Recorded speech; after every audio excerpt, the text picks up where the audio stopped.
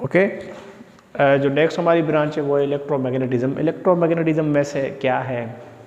Electromagnetism it is branch of physics that deals with the observations, principles, laws and methods related to electric charge। Electric charge से related जितने भी methods हैं, जितने भी principles हैं, जितने भी लॉज हैं, उनको कंबाइन करके जिस फील्ड में हम स्टडी करेंगे उसका नाम है इलेक्ट्रोमैग्नेटिज्म। तो ये फिजिक्स की दूसरी ब्रांच थी। अब हम आगे चलते हैं फिजिक्स की तीसरी ब्रांच की तरफ, जिसका नाम है electricity.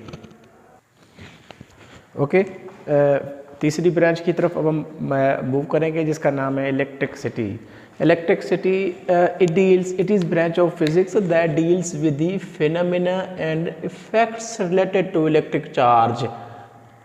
related to electric charge। अब इलेक्ट्रिक चार्ज क्या है? जैसा कि हमने करंट के बारे में पढ़ चुके हैं, current is nothing, it is just flow of electric charges. ये है इलेक्ट्रिक चार्ज। तो इलेक्ट्रिक चार्ज से रिलेटेड जितने भी फिनोमिनन्स हैं या फिर जो भी इफेक्ट्स हैं, उनकी कंबाइनली स्टडी को हम कहेंगे इलेक्ट्रिसिटी। तो ये यहाँ पे फिजिक्स की 3 ब्रांचेस कंप्लीट हो गई। अब हम चलते हैं फिजिक्स की चौथी नंबर ब्रांच की तरफ, जिसका नाम है सॉलिड स्टेट फिजिक्स। ओके, हमारी जो नेक्स्ट ब्रांच है फिजिक्स की वो है solid state physics. What is actually solid state physics? Solid state physics it deals with the structure. ये नोट करते जाएं, ये जहाँ पे मैं रेड इन सर्किल कर रहा हूँ, ये इंपॉर्टेंट चीज़ें हैं। Okay, solid state physics it deals with the structure and properties of solid material. Solid material की स्ट्रक्चर और प्रॉपर्टीज़ की स्टडी को हम कहते हैं सॉलिड स्टेट फिजिक्स। उसके बाद है अपना atomic physics. Atomic physics it deals with the structure and properties of atom.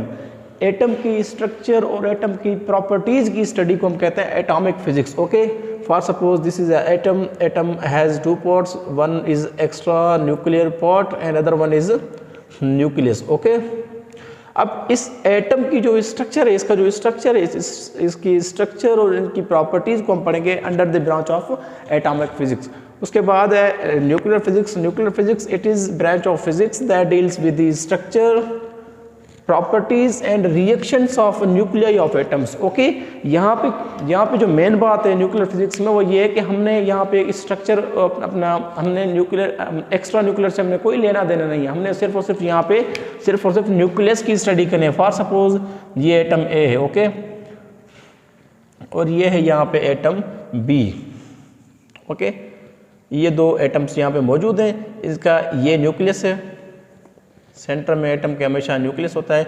अब इन दोनों न्यूक्लियस का जो रिएक्शन है उसकी स्टडी हम करेंगे under the field of nuclear physics. तो यहाँ पे फिजिक्स की ब्रांचेस ऑलमोस्ट कंप्लीट हो रही हैं। ओके, जो नेक्स्ट ब्रांच है फिजिक्स की वो है प्लाज्मा फिजिक्स। प्लाज्मा फिजिक्स क्या है?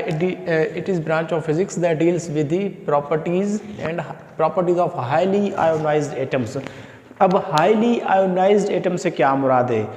अब ये जो हाईली आयोनाइज्ड एटम है ये केमिस्ट्री का टर्म है। केमिस्ट्री में असल में होता क्या है, जब भी 2 एटम रिएक्ट करते हैं तो उनसे होता क्या है कि आयोनाइजेशन होती है। आयोनाइजेशन का मतलब है या तो वो एटम इलेक्ट्रॉन लॉस करता है या फिर गेन करता है। जो इलेक्ट्रॉन की लॉस करने के बाद जो हालत बनती है उसको कहते हैं अनस्टेबल। अनस्टेबिलिटी की फॉर्म में जब एटम्स होते हैं तो वो क्या होते हैं? वो हाईली आयोनाइज्ड होते हैं। ये जो अब हाईली आयोनाइज्ड एटम की स्टडी को कहते हैं प्लाज्मा फिजिक्स। उसके बाद है बायोफिजिक्स। जैसा कि ये अपने नाम से बता रहा है, word bio mean life and physics that we have already described it what actually physics is. Okay, it is branch of science that deals with the application of physical methods and explanation. Okay, physical method की application और उनकी explanation to the biophysical system and structure. Biophysical system और structure को जब उसकी application और उनमें physical method की स्टडी करेंगे, that is biophysics. Okay, last one is astrophysics. It is also branch of physics that deals with the study about astronomical bodies. Astronomical bodies, what mean by astronomical bodies?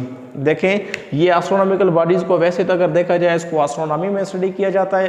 अगर उस astronomy में अगर physics की कोई properties relate हो रही हैं, अगर एस्ट्रोनॉमी के अंदर physical laws, physical method, physical explanation से हम उसको एक्सप्लेन कर रहे हैं, तो उसका मतलब ये आ रहा है एस्ट्रोफिजिक्स के अंदर वैसे एस्ट्रोनॉमिकल बॉडीज़ को हम पढ़ते हैं एस्ट्रोनॉमी में। किसमें? Astronomy. What is astronomy? Astronomy, it is also a branch of science in which we just study about astronomical things just like moon, sun, earth and so on. So this is all about the branches of physics. यहाँ पे हमने physics की 9 branches, almost 9 branches हम complete कर चुके और अब हम आगे बढ़ेंगे हमारा नेक्स्ट टॉपिक क्या है। तो ये थी हमारी ब्रांचेस ऑफ फिजिक्स, ये था हमारा आज का लेक्चर ब्रांचेस ऑफ फिजिक्स पे। Thank you.